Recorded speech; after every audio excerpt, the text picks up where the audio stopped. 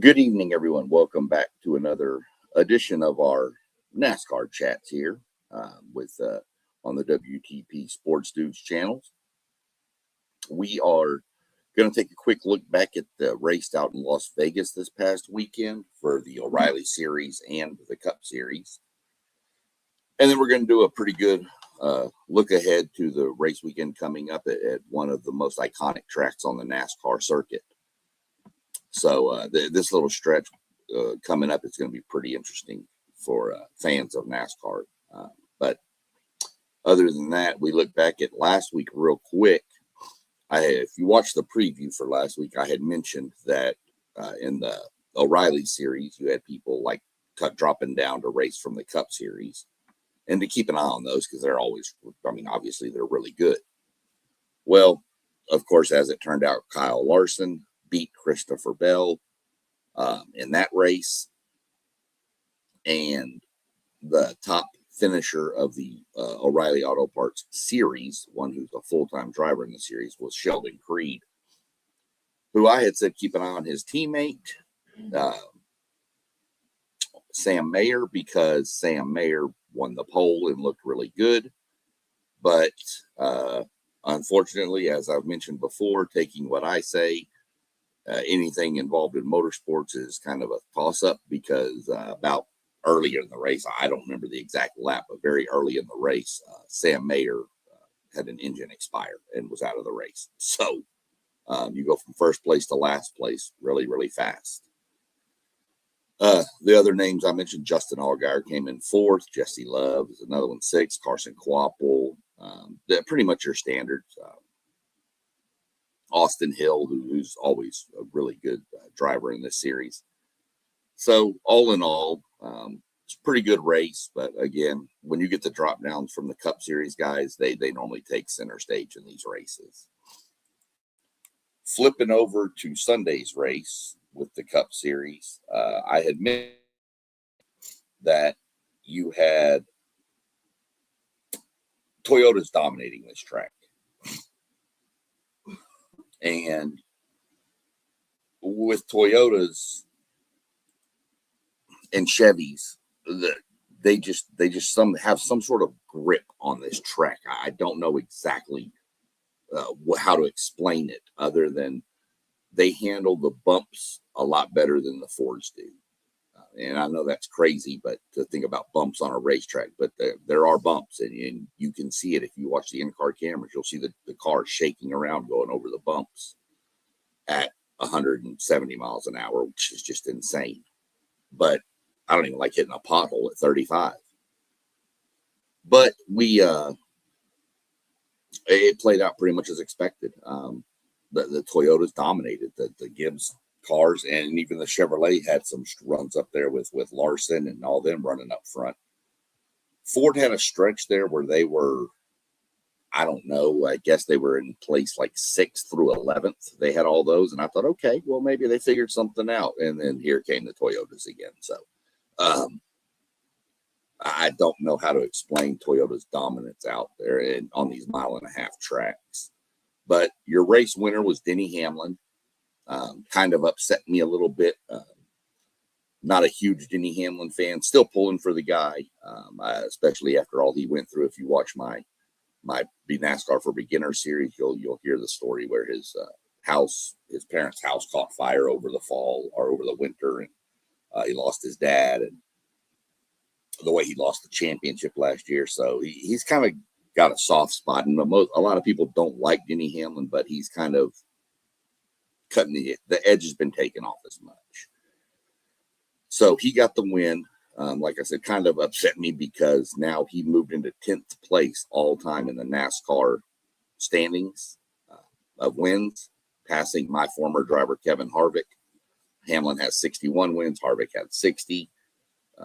Is what it is. I mean, that's a who's who at the top of that list. You're talking, the kings of the sport, Petty's, Earnhardt's, Gordon, Johnson's. You're talking all these, the superstars that have built this sport from its inception are on that list. Second place was Chase Elliott, which is always a fan favorite. He's been the most popular driver I want to say maybe 7 years in a row, but it feels like it's been about 75 years in a row. Just, I don't know. He just, I mean, a lot of it's because of, I mean, he got a lot of his fans through his dad who used to race, Bill Elliott, but, you know, Chase is a good driver too. So he makes his own. But here you go with William Byron third, and then you hit Christopher Bell, Ty Gibbs. The highest finishing Ford was in 6th place with Chris Buescher. Kyle Larson, Chase Briscoe, Bubba Wallace, and Brad Keselowski was the next Ford with 10. So RFK Racing kind of carried the flag for Ford. All 3 of their cars finished in the top 11. Ryan Preece was 11th. But you had 1, 2, 3, 4, 5 Toyotas in the top 10 and 3 Chevrolets and 2 Fords. So again, Toyota just has some sort of stranglehold on this track. I will say, Ryan Blaney looked really good early, and then just something just wasn't right.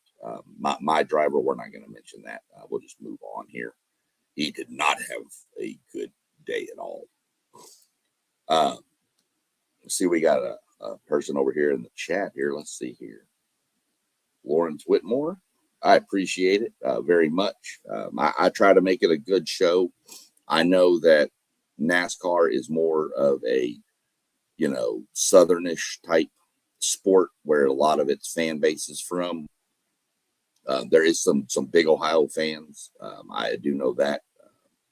I listen to NASCAR radio on Sirius XM, and there's a lot of people that call into that show from Ohio. But it's a sport I love, and I'm just trying to bring it to more people and get more people a little knowledgeable of it. So I do appreciate the support with you tuning in and watching for sure. But with that, we're going to jump into this weekend's preview. We have all 3 series are racing this weekend. Truck series have been off for the past couple weeks. So we'll kind of go a run through of what the truck series has got coming this weekend. We've got, where did it go? Here it is. Let's see. Well, if my weekend schedule would work, this would be a lot better. There we go. Look at that. Love technology. Gotta love it. On Friday, we're going to crank up with your truck series practice at 3:30 p.m. on FS2. At 4:35, they'll do qualifying also on FS2. Then on 7:30 p.m., probably a rough time slot for the truck series going up against the opening rounds of the March Madness tournament. But nonetheless, I can promise I'll be tuned in, at least flipping back and forth. The trucks put on a really good race at Darlington. That's going to be on FS1 at 7:30 p.m. We'll jump over to Saturday. And Saturday, we crank off pretty early. We crank off all these times are Eastern time also. We crank up at noon Eastern with practice on the CW app for the O'Reilly Auto Parts series. At 1:05, right around there, they'll crank off qualifying also on the CW app. If you have the NASCAR or go to NASCAR.com or have the mobile app, they also do press passes throughout the day where they'll randomly have drivers on, whether qualifying or, you know, before qualifying, after qualifying, before the race, after the race. Excuse me. They'll have them on too, giving a little insight. Now, it's hit or miss who there's going to be on. It's not going to be every driver. So if you have a favorite driver, they may or they may not be on. So after that, we take a little break. And then at 2:30, you have the Cup Series. The big boys hit the track for practice at 2:30, and that's on Prime. And then at 3:40, they go for their qualifying session, which is also on Prime. Then you have another press pass after that. Then at 5:30 p.m., the O'Reilly Auto Parts series takes center stage with their Sport Clip haircuts, VFW Help a Hero 200. Boy, that's a title sponsor to say. Man, I need a drink after that one. That's going to be on the CW network. And just to mention, because I mentioned that one, I don't want to leave anybody out. The Craftsman Truck Series is racing in the Buckle Up, South Carolina 200.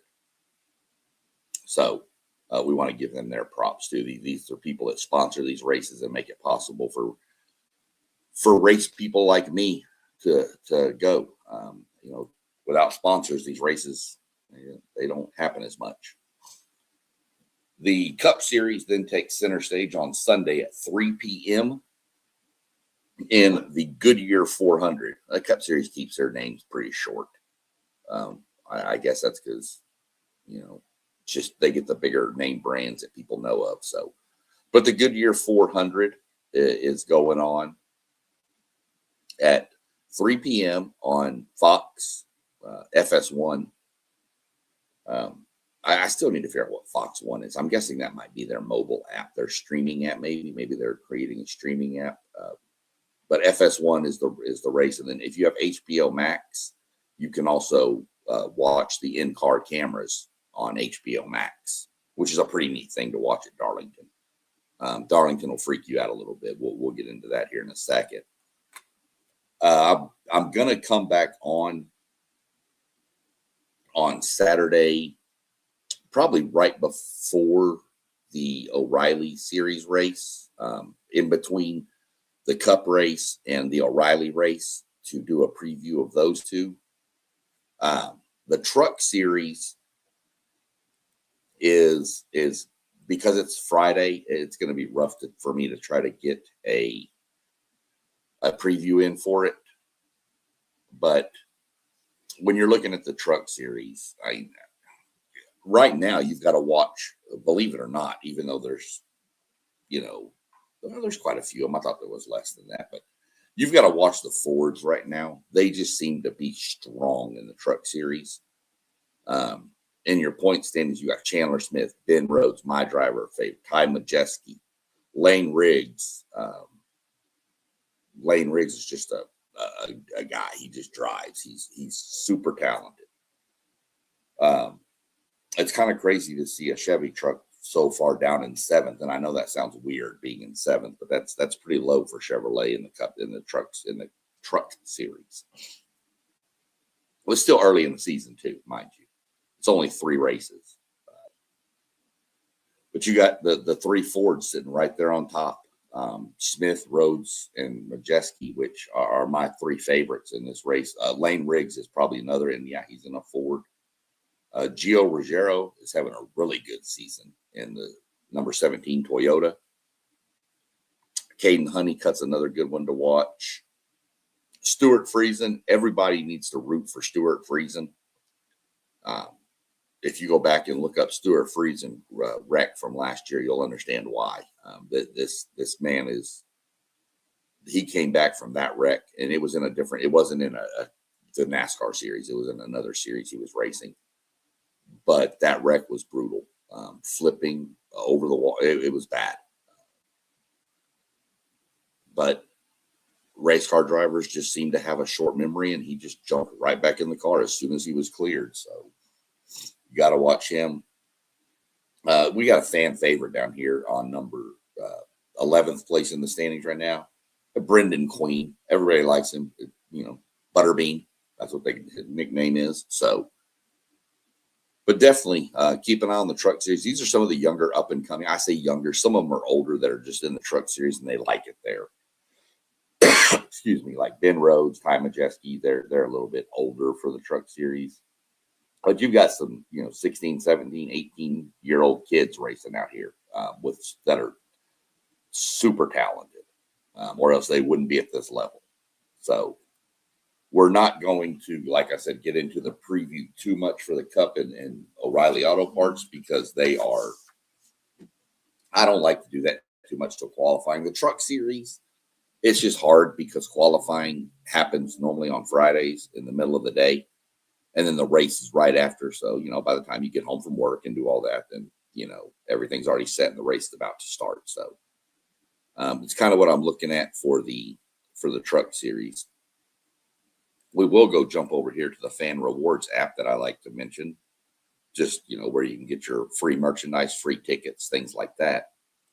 You'll see I'm at 1,734.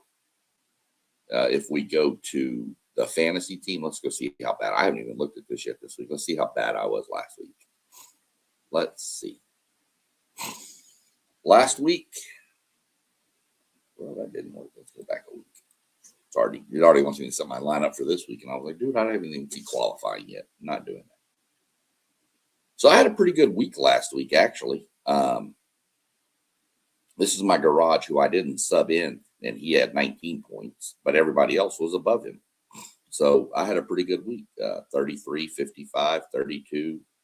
Well, total points. I'm sorry, I was looking at place points. 51, 70, 39, 49, and 23. That's a pretty good week. I only got 2 of these right. I knew I'd get this one right. You can see why I don't mention my driver. Got these 2 right, though. So, that's 10 points for setting the lineup, and 10 and 10. So 30 points right there just for 5, a few seconds of my time. Let's go back to the fantasy. Let's go see what my 36 for 36 streak is doing real quick. I got 20 points last week. I'll take that. Didn't do so good the week before, you see. So, when today's always a fun one for me for my fan rewards. They do the Powerball. It's not like a ticket for the Powerball. Don't get excited. Because if I win the Powerball, y'all are going to be really annoyed with me. But you just come down here and you click this in your app through your fan rewards on your phone, and won't let me because I've already done it. But you click the little thing, and these little balls start rolling around the track, and then it pops up with how many points you got. Normally it's 10. But one thing is certain states do the Powerball. Ohio is not included in this, and it annoys me. But you can get a entry into a drawing and be selected. And when the playoff, well, last year was when the playoff, I don't know how they're going to do it this year. I'll have to look into this. But last year when the playoffs happened, people had like drivers or whatever, and they advanced through rounds. And then the last 4 were taken to Phoenix for a full VIP experience. And then they have their ping pong balls, and they draw a number out, and 1, 2, 3, or 4, that person wins $1 million. So, it just bums me that Ohio doesn't do it. So let's look at Darlington for a minute. And I had mentioned this is a good little stretch for NASCAR fans. We've left the West Coast for a while. We'll go back later this summer when we go race at the street course in San Diego at the Naval Base. And then we go up to Sonoma and up there for a road course race. That'll be the last time we go to the West Coast this year. Well, until we go back to Vegas and Phoenix in the fall. But that's here nor there. That's just 2 tracks we've already been to. But now we're hitting the East Coast swing, where we've got Darlington this week, Martinsville, Virginia next week, and you'll definitely want to be tuned in for that. I will be next week's race previews probably will be really, really sporadic because I will be traveling to Charlotte, North Carolina at the end of next week, and then up to Martinsville, Virginia for the race. So won't be doing probably a lot of posting. I may jump on here or there, but going to be recording a lot of content for platforms and things that I'm running here. Some of it will be one I'm doing a ride along in Charlotte on the track. Some of that will be filmed, the stuff like that. Some of the stuff we do behind the scenes at the Martinsville race. That's going to be posted to a Patreon account that I'm running, SEC Sean. You can find me on Patreon. But all that's going to be paid memberships. Look, I'm not one to break the bank. I'm not asking for $20 a month from people. There's a membership out there for $1. I think to get the video access, I think I have it set at the $2 or $2.99 membership. But that's just something that, I'm doing a lot of behind the scenes legwork, and that's going to be exclusive content over there. I'll probably wind up setting it open for anybody that's a paid member. I can adjust the level myself, so I may wind up doing that too. A lot of that stuff will not be posted on YouTube, but there will be some stuff on YouTube on my channel. But we go from there, Darlington, Martinsville, and then we shoot over to Bristol, which I'm sorry, if you're debating on going to a NASCAR race, do yourself a favor. If you have the means and you're close enough or whatever, go to Bristol, Tennessee for a race. You will not be disappointed. I promise you that much. If you're not wanting to travel quite that far, which I think Bristol's like 6.5 hours away from here. But if you're wanting to travel, not wanting to travel that far, and I'm in the Columbus, Ohio area right now, so Brooklyn, Michigan is only like 2 hours away. And it's a really fun event there too. So you've got options. I mean, Indianapolis is coming up in a few months, and that's the 3 hours. Kansas, St. Louis. I mean, there's tracks within 8 to 10 hours. Probably 8 hours. There's probably a good 4 or 5 tracks that you can reach from the Columbus area. So they're definitely out there. And again, I mean, if you're using the Fan Rewards app and you can get free tickets, why not take them? So this is going to be fun. This is the short track stretch right now that we're going to run into. Bristol is a half-mile track. Martinsville, I want to say Martinsville is an exact mile long, and Darlington is 1.3 miles. So I think this is the longest of the next 3 tracks. It's crazy to think it's the longest track and it's 1.3 miles. So Darlington Raceway is one of my favorites, and it's one of the favorites amongst fans, where you have what they call the Lady in Black is what they call Darlington. Where it got that nickname, I don't know that anybody is really 100% sure, but it's also known for the Darlington stripe, which if you watch the races and go back and you can watch previous races, you'll see why it's called the Darlington stripe, because drivers run about 2 inches off the wall. And when sometimes the cars get a little loose, and then the back end of the car smacks the wall and it gets a nice little stripe down. It doesn't really hurt the car too much, but some drivers consider it a badge of honor. If you don't have a Darlington stripe, you probably weren't in contention to win the race. So that's one of the little things. So I mentioned it's 1.3 miles. When you go into the turns, it's 25-degree banking. Hard to describe that on the phone, but you're looking, I don't know, somewhere around, this is 90. That's about 45. So somewhere in that range would be, that's in the first 2 corners, 1 and 2. Down at the other end of the track in 3 and 4, they're different, and they're 23 degrees. Doesn't sound like much, but you'd be surprised how much that affects the car. It's also known, turns 1 and 2 are wide. Okay, so Darlington is an egg. Think of it that way. It's an egg. It's just a flat, there's no other way to describe it. It literally looks like an egg. So the first turns 1 and 2 are wide. Turns 3 and 4 are much narrower.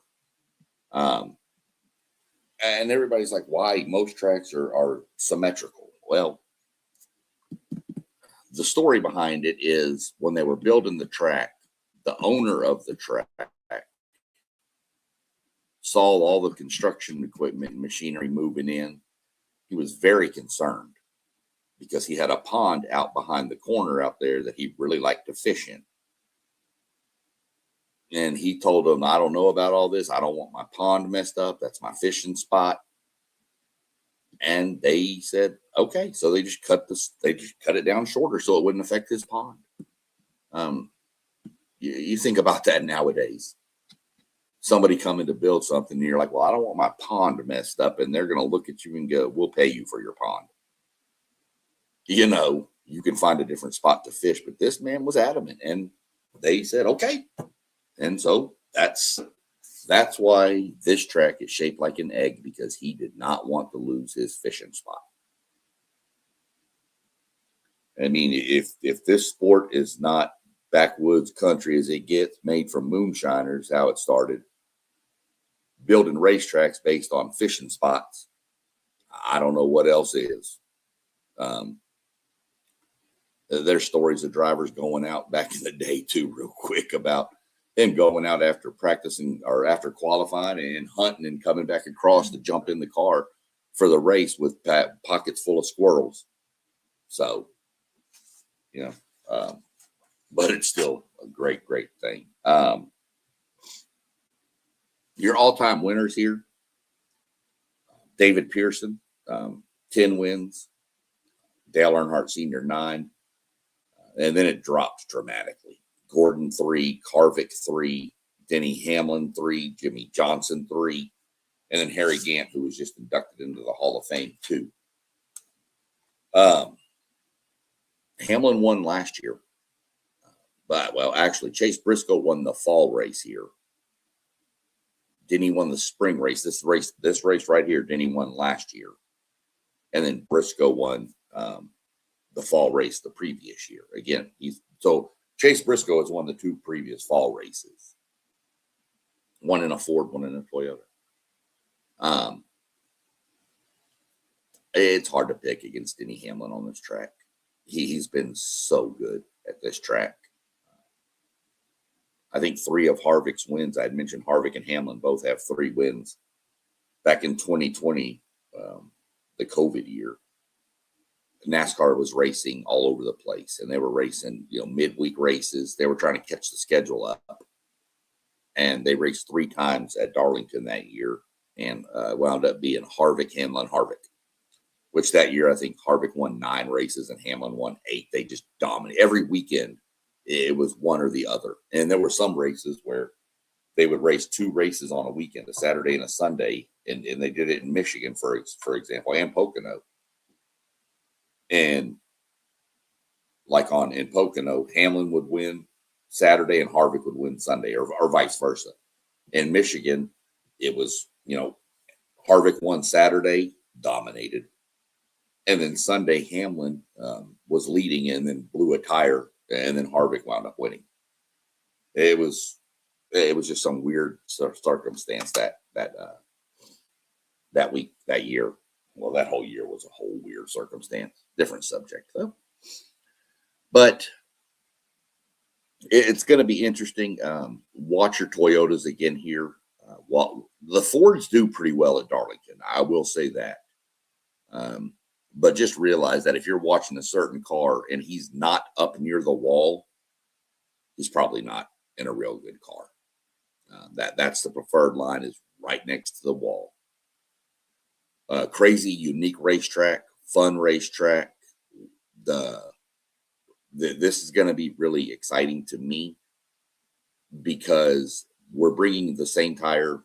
It's the same tire they had last year here, but they've increased the horsepower from 670 to 750 on this style track. So you've got a tire that's a little softer, you've got more horsepower, and you have a track that chews tires apart. It's just like a cheese grater on these tires. Anytime there's a chance you're coming to get 4 fresh tires on that car, the fall off will be drastic. By fall off, if you're doing 100 miles an hour on a fresh set of tires, you might turn around and do 95 after 2 laps. And that's as fast as you can go because you're losing grip. So the fall off can be pretty substantial. Of course, it's not measured in miles per hour. It's measured in time. So normally you'll hear them say, well, the fall off after 20 laps is 3 seconds. Well, if you're running 3 seconds slower than you were and somebody comes and gets tires, they're 3 seconds faster. in 3 seconds on a track where you're making laps in roughly, 35 seconds, 6 laps, and they're on you. So pretty interesting, pretty neat. We're going to watch and see how qualifying goes, see how everything goes. I'm really hoping my driver, Josh Berry, he's pretty good on the short tracks. I'm hoping he can turn it around. We need to climb out of the hole he dug himself. Other than that, I know we got a lot of basketball action kicking off this weekend. So, I get it's going to be hard to tune in. But if you get a chance in between games or you're not interested in one of the games that might be on, flip over to one of the channels I mentioned and just tune in for a little bit. See what you think. It won't be as fun for you as it will be going to the track, but it's still pretty crazy to watch what these guys do with a car. Think about the big concrete barrier on the highway when you're doing construction zones. Just think about running, 150 right through there and putting your car 2 inches off that concrete barrier. I ain't doing it. So, other than that, we do want to give a quick shout out. You can see all of our channels rolling down there at the bottom. WTP for Life, Level Up Sports 10, Parlay Poe. That's the Blitzburg podcast, Postgame 86 with his podcast. Lots of great basketball content coming out of Postgame. City League TV on Facebook and YouTube. One Take Zaya on there. He's got some pretty good content rolling over there as well. Of course, you're on my channel with SEC Sean right now. We're getting pretty in depth, getting pretty ready to kick off some hockey talk with the Blue Jackets. Actually sitting 1 point out of the playoffs right now, so we're going to keep pushing that narrative.